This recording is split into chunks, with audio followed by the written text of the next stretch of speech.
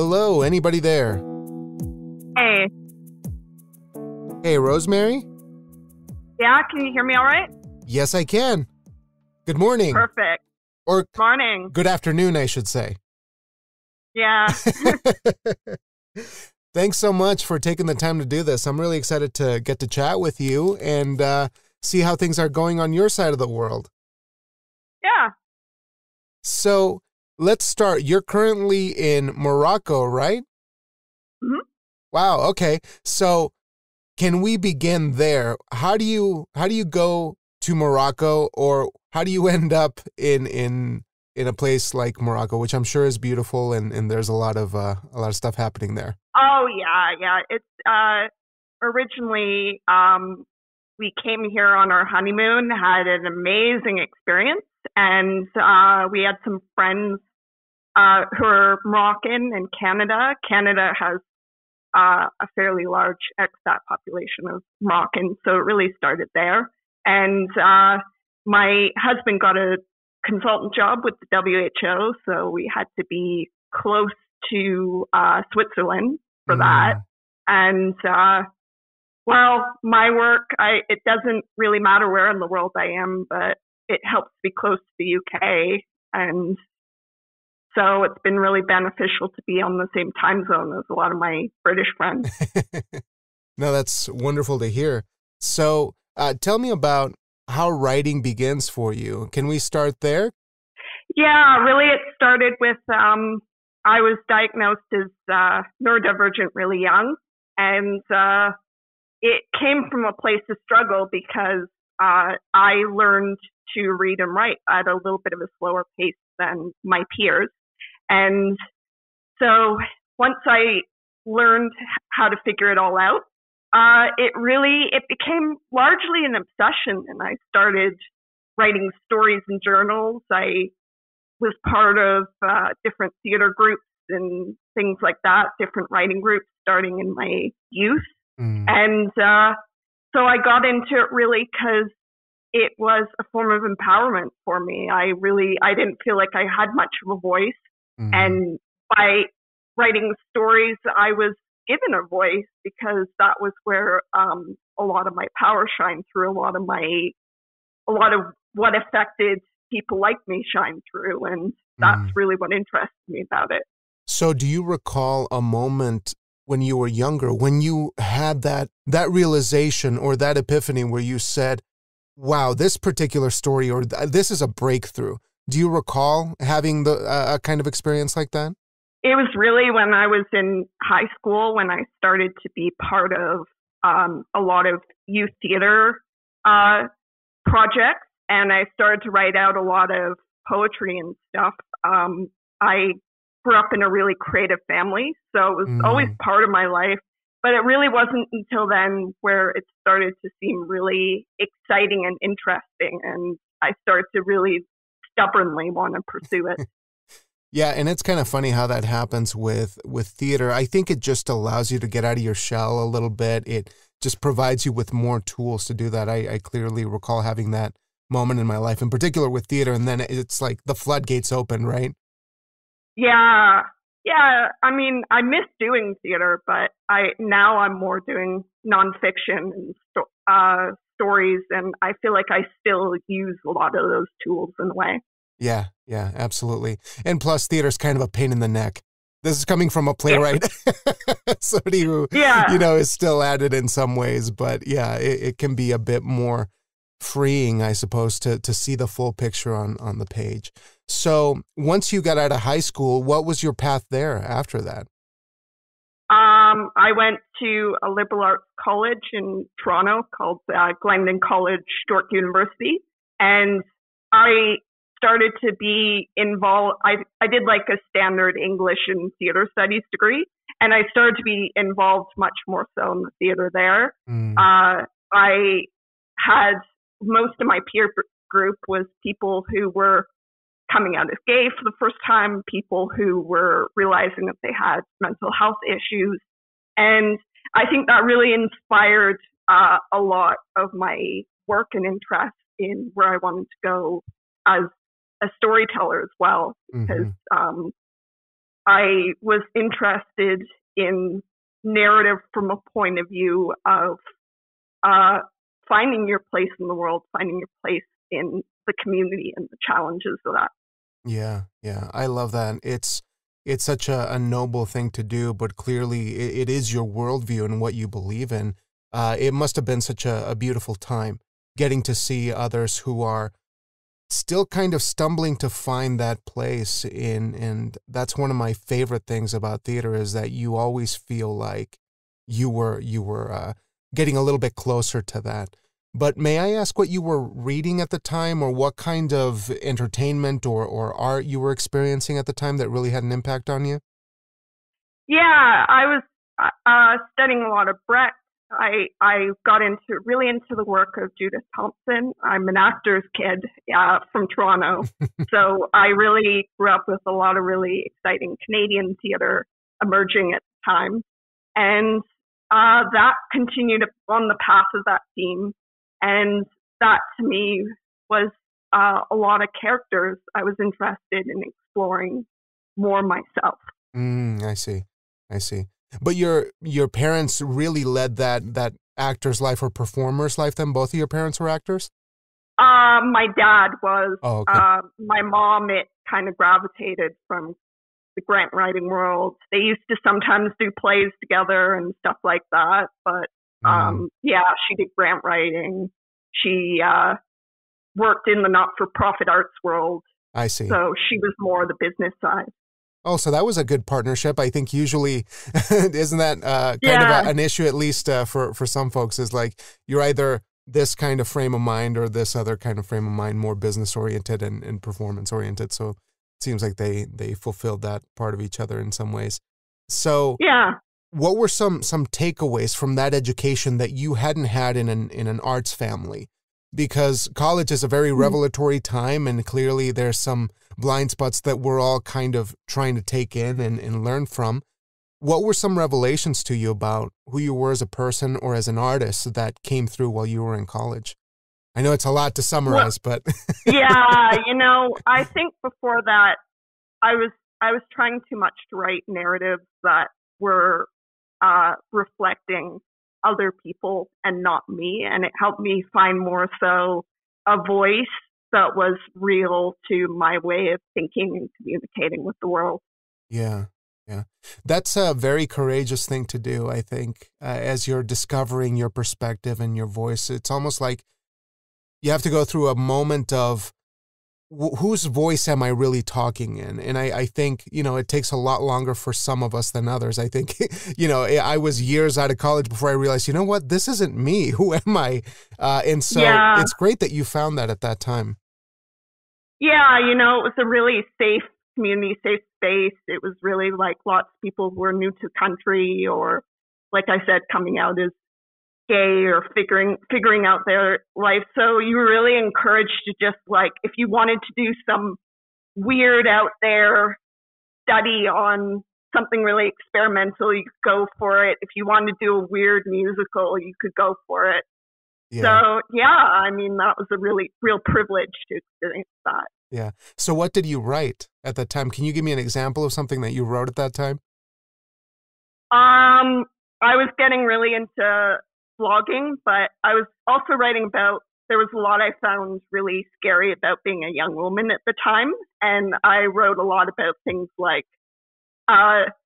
sort of the scary intimidation of meeting people in bars when it comes to like dating and stuff like that. Yeah. I wrote a piece on, it was the first time my grandparents started to have Alzheimer's diagnoses and get older and stuff like that. So a lot of my work started to reflect how a lot of the people who had influenced me as a person, them aging and seeing much more vulnerability around me. Right. And so it seems like there were a lot of things happening in life as well as your own personal, situation there. Can you tell me a bit about how you reconciled or were able to reconcile, being a neurodivergent person in that world, or was it something that was at the forefront of how you lived your life at the time? Well, I was diagnosed when I was only 4, but the issue was I was diagnosed with a form of neurodivergence that everyone always refers to as like the awkward younger sibling, in a sense that it's the one that doesn't have wonderful awareness. So I felt like I had to figure out a lot on my own. It wasn't until like my late 20s that I met anyone exactly like me. So a big part of my journey as an artist and as an individual was figuring out my own interaction with the world. And that's what storytelling was the tool for me for. Yeah. And for those of the listeners who may not be aware of what the condition is, would you mind giving us an overview or just a little information on what it is? And that way we can share. So I have dyspraxia and sensory processing issues. Dyspraxia is a coordination issue, also known more popularly in Canada and America as developmental coordination disorder. And so it's a signal in your brain. All of us have a signal that responds to motor tasks like throwing a ball or having to do something complex in the kitchen, or even just figuring out like, oh, I'm in a crowd. If I go left, that is the most logical direction to go to figure out how to get to the exit sign. And so those are an example of what coordination is. And it's a delay in learning new movements and new tasks around that. And the sensory processing part is more about sensitivity around sensory overload or not having enough sensory stimulation, and how that can affect your focus, your productivity, and also your basic functioning in everyday life.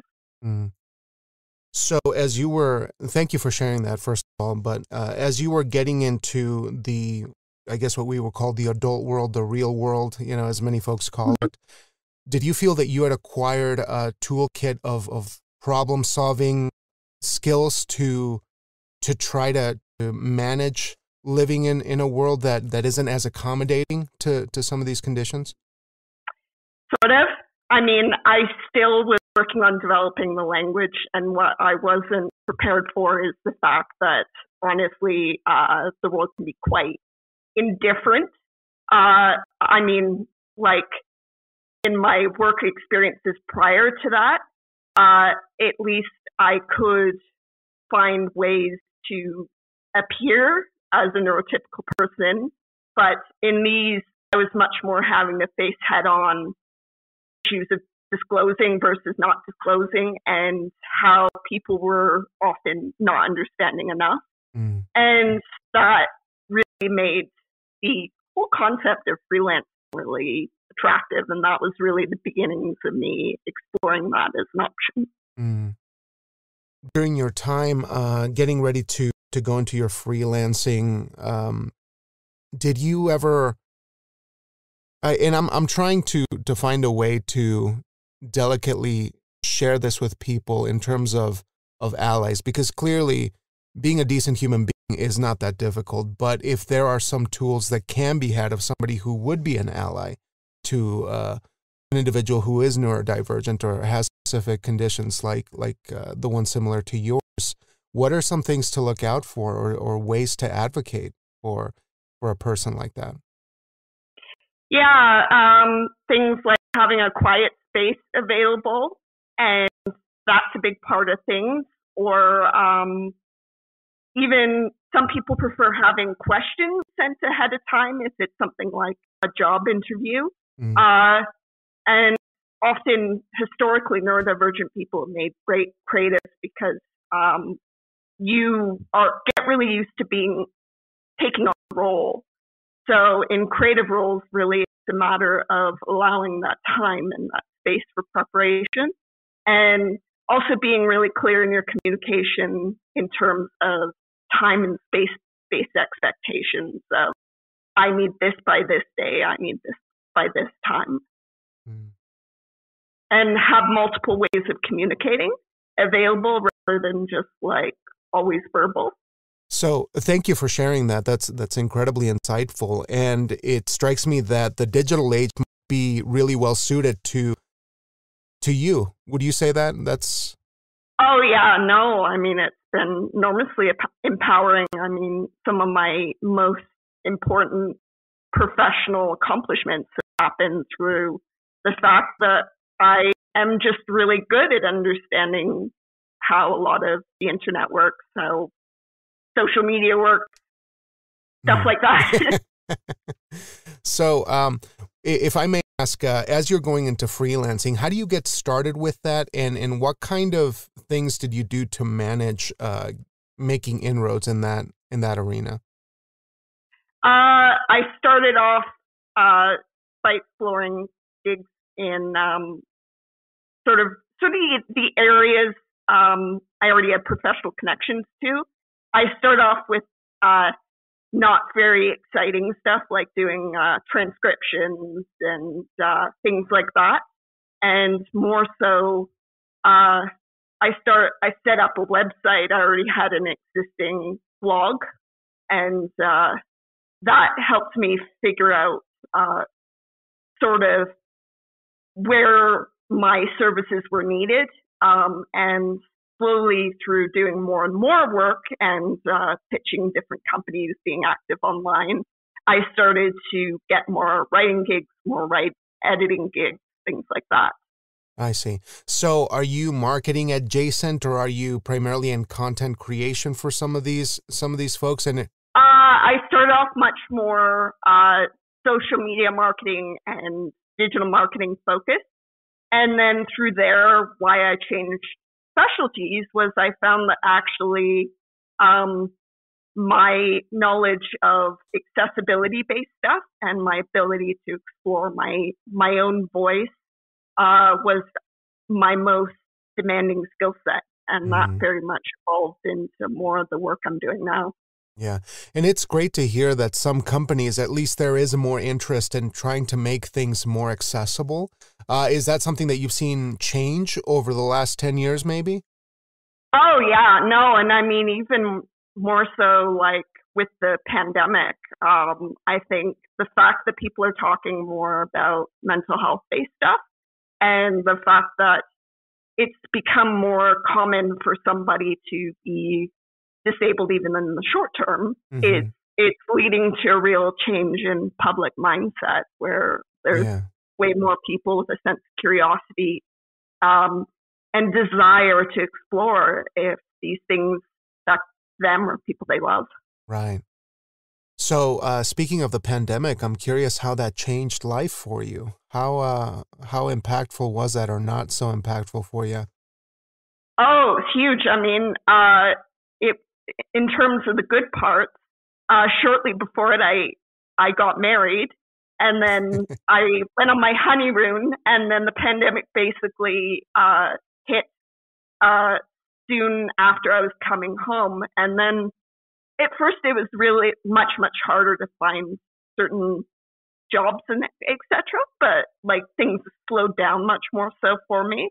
But my husband and I really made huge changes in our life that I think affected us for the better. And it was a big part of why we made the move to where we are today. Yeah. May I ask what some of those things were in terms of like leaving Canada? What is it that you found palatable of, I mean, obviously like it seemed like work stuff really seemed to gel with moving to Morocco, but in terms of cultural things, were there some things that just made sense to you in terms of leaving Canada? Oh yeah, no. I mean, I am from a part of Canada that's a bit like being in New York or LA, where like it's getting more and more expensive and higher stress, and really we realized that we wanted a more relaxed way of life for a while, and we had an opportunity that allowed us to do that. And we already were at a point in our careers where we felt like we were connected enough that there was less risk and we could save a bit of money and be in a more relaxed environment, which is great. Yeah. And that's a beautiful thing to hear when the parties are in agreement and you say, you know what, let's look for something else. It's also a very brave thing to do, to leave home. I have an obsession with home and what home actually is. And so that sort of feeling like you're committing to a displacement and going somewhere else to find a better opportunity is courageous to me. So I got to commend you for that. Was there a weird adjustment period where you felt like, what are we doing here? Or like, how do we make friends? Yeah, I mean, not everyone speaks English here. Like, we both know some French, and that's how we get by. But culturally, it's very different. I mean, it's in North Africa. It's a bit different than being in North America or like Europe. But people are very welcoming here. They're very used to foreigners living here and moving here to work. As long as you're working and you're doing your own thing, you're fine. But I think it was more of my issues. I really just had to like pace myself and find a new groove that worked for me. And once I figured that out, I was fine. Nice. So let's take a moment to talk about your book, which you decided to put together here. May I ask how this book begins, and when did you feel ready to write a book about your experiences? This started really back in 2019. It was an idea I vaguely had long before that, but I didn't have the specifics too much. I don't know if you've heard about it, because I know they're quite widely spread around, but have you heard of Shut Up and Write groups? Yeah. Yeah, so I went to one for a while because I know I had this idea I was really wanting to explore of just telling my own story as a disabled person as a form of education. And I put together a series of diary entries and medical documents and old report cards from back in the day, and talked to a bunch of people, talked to people within my own disability community. And I started to go really regularly to that and commit to a chapter a week. And then about a year later, I got a publishing mentor, and he made a huge difference in helping me turn it from just a thing in my head to something that makes much more universal sense. So in the beginning, you only started with pieces. There wasn't a definitive, through line or anything. But you were able to work with somebody to kind of start generating a manuscript from scratch? Yeah. That's awesome. Yeah, this was before I moved to Morocco. And I was at a co-working at the time, and it was just a random conversation I happened to have. And they were like, oh, well, there's someone who's a publisher here. You should talk to them. Wow. And went from there. That's awesome.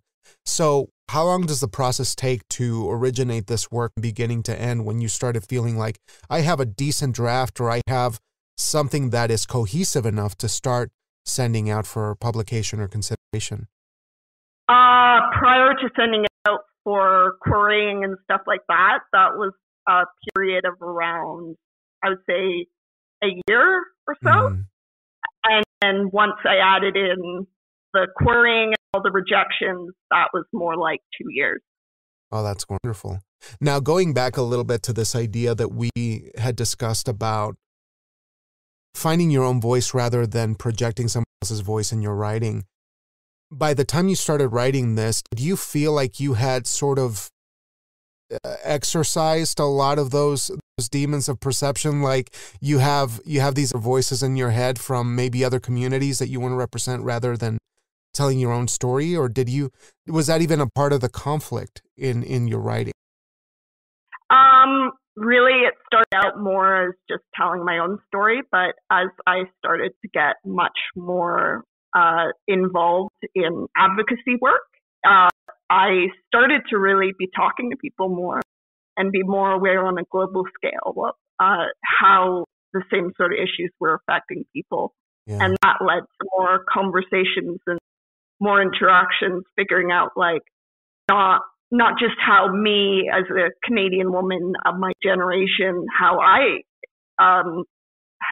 experienced it, but also I started to talk to people in UK. I started to talk to people in America. I started to talk to people who had recently immigrated from other countries, things like that. And that really gave me a much broader perspective on how it affects people and how other aspects of people's identity change their experiences. Yeah. That's actually incredible when you realize that the way to sharpen your perspective is really to just go out and experience other people's point of view and to learn a little bit more about them. That seems like a very fruitful time for you. Yeah, it really changed my whole direction, I would argue. Yeah. So as you're completing your manuscript and you go through that, what kind of feedback were you getting from the publishing queries that you were putting in? At first, I really started to lose hope because the thing is, there's a bit of a problematic thing in the publishing industry right now where people have very specific expectations of what they want certain disability stories to mean.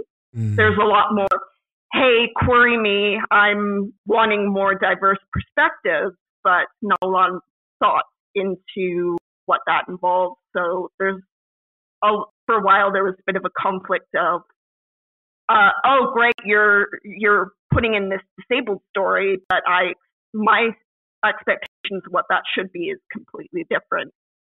So I'm just going to say this isn't interesting to a mainstream audience.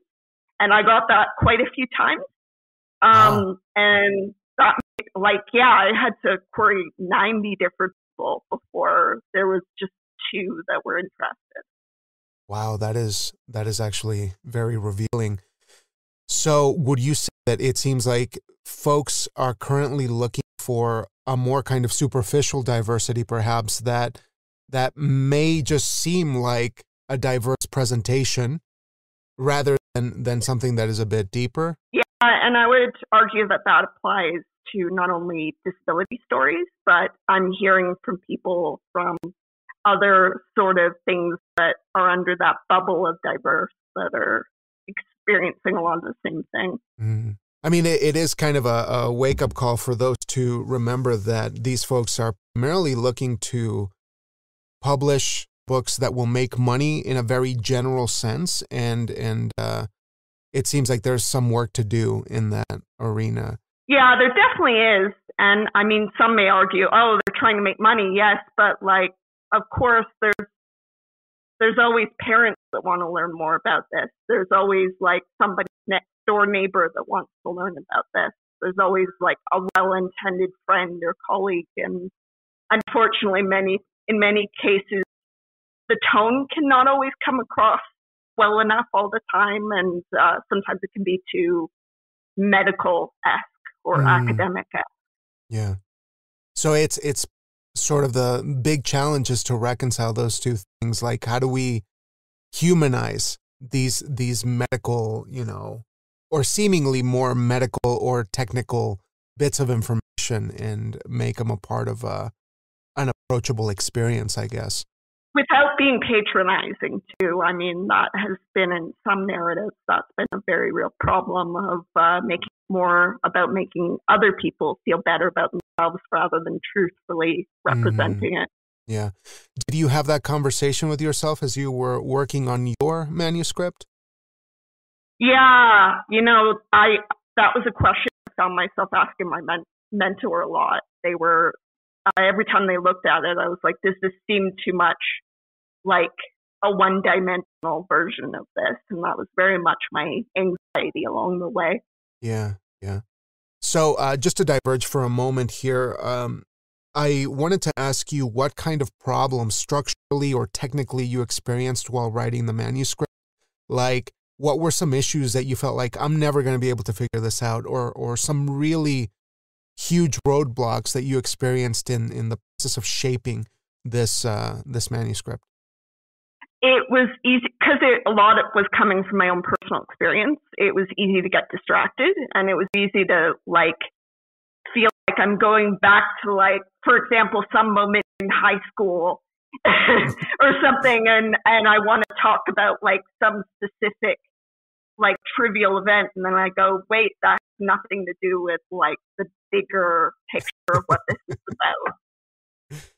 So you felt like you needed to, did you feel like you had to actually write it out to trim it, to start cutting later? Or was this something that you were automatically editing out while you were so skipped ahead to the most essential things? In earlier drafts, I mean, I started to just show people and just ask them, and that kind of helped in a way. But once I had actual publisher involved, they had a very good peer review process, which is honestly is always a gamble anyways. You never know if you're going to get anything helpful with a more peer review based process. But it allowed me to get another eye on like what is the most immediately helpful to the audience they're trying to cater to. Right. So tell me about that publishing experience, and tell me about those final steps before it sees the light of day. How's that going? Yeah, Jessica Kingsley Publishers, honestly, they were great. They were very patiently working with me for a year solid throughout it. And yeah, it came out in the fall of September 2021. It's amazing how time flies. Yeah. 2022. Sorry, 2022. September 21st, 2022. And so it's a lengthy process. It's amazing because they clearly really know what they're talking about when it comes to diversity-based stuff, and they've clearly worked with a lot of non-neurotypical people.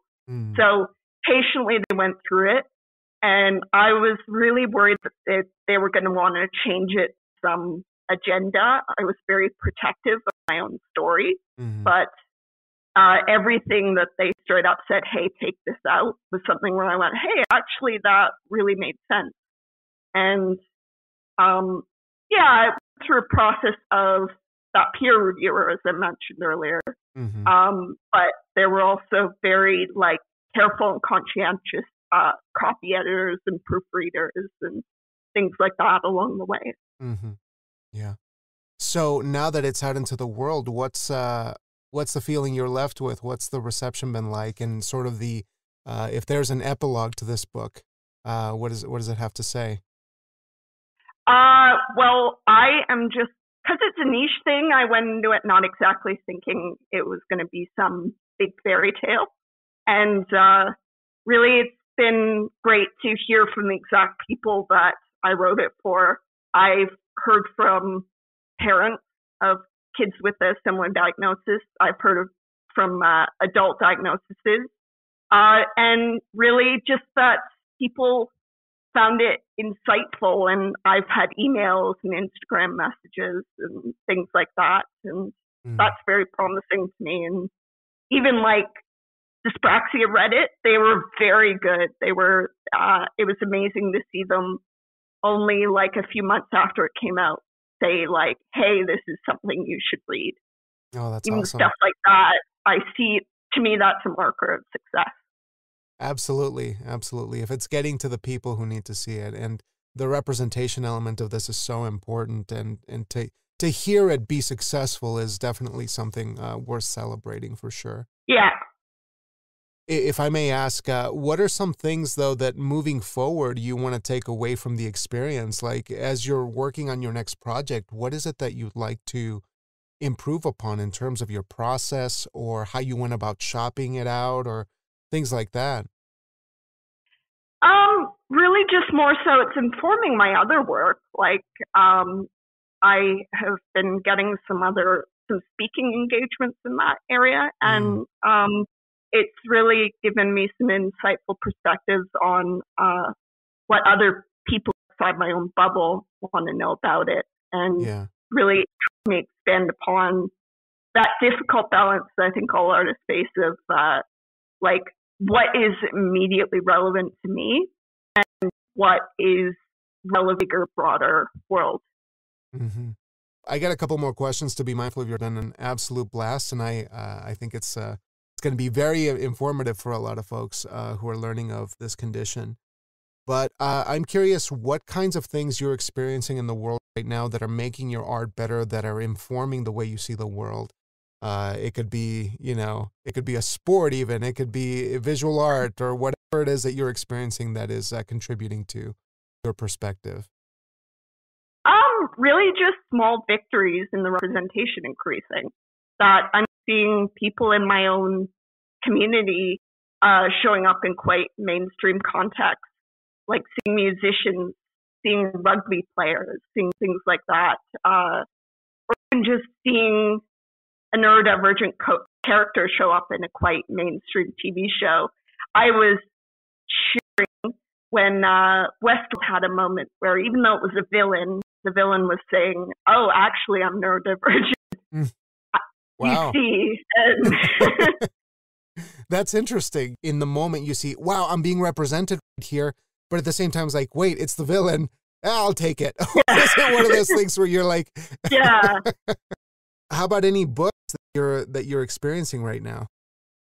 Emma McNichol has been an amazing small beacon of light. I've been following her work really closely. She's a Scottish author, and she writes a lot of YA stuff, and it finds a lot more like magic and supernatural in this particular area. Mm-hmm. And she's been getting a lot of mainstream attention lately through a TV show called A Kind of Spark. And she has been the most notable example I can think of, because she's really like finding the pride and the gifts and all this. And it's for a young audience, so it really like pushes the future forward. Absolutely. And so that's an example. Yeah. So if I may ask, what is the next immediate project on your creative agenda? What is it that you want to get done right away? Yeah, I mean, I'm working on a project on exploitation of disabled artists right now for a news outlet. And although in the longer term, I'm wanting to take a lot of what I did in nonfiction and explore it in a much more fiction-based context. Yeah. That's awesome. That's gonna be wonderful. So, lastly, 2 more questions here. I'm curious what kept you going during the creative process in regards to how you're quantifying success in terms of your writing, especially the things that are more long term. For folks who are neurodivergent, I'm curious if there are some things that made a difference for you to keep moving, to keep going beyond that sort of voice in your head that tells you you're not going to make it. Communal support more than anything. I mean, I have been part of a lot of advocacy efforts aside from my writing, and it has been just being able to regularly talk to people and work on other projects similar in that area, to be on a board of a charity that is for young people in order to provide peer support for them, and to be part of independent advocacy groups. And really what pushed me forward was just being around people who were cheering me on and saying, this is important, this is relevant, keep going. Yeah. And this is sort of a related question, but I get fairly hokey at the end. For somebody who is just starting out, say somebody who was in your shoes when you were very young and first considering creativity as a neurodivergent person, what would you say to them aside from community to keep them going? Really just you need to have a sense of acceptance that maybe your process might be a little different, but that's okay. And don't let anyone tell you otherwise. Find tools that work for you. Be willing to experiment with things that help make your work better, and really work on finding the language to figure out from other people around you how they can support you better. That's wonderful. And with that, I think that's a beautiful note to end on. But Rosemary, I want to thank you so much for your time. Obviously, I'm so grateful to have had the chance to learn about your perspective and your work. And of course, I don't mean to sound trite, but for the courage to leave home and to let nothing hold you back. I think that's incredibly exciting. And of course, for your work, because it's very necessary. And and I hope that we get as many people out there to start reading your work. Yeah. Awesome. Lovely talking to you. Yeah, it was a pleasure. And please stay in touch. Let me know if there's anything else going on with you so we can include it in the episode description, even if it's way down the road. But I'll be in touch on the internet. Yeah. Thanks again, Rosemary, and I hope you have a wonderful Sunday evening over there. Yeah. All right, you take care. Talk soon. Bye. Bye.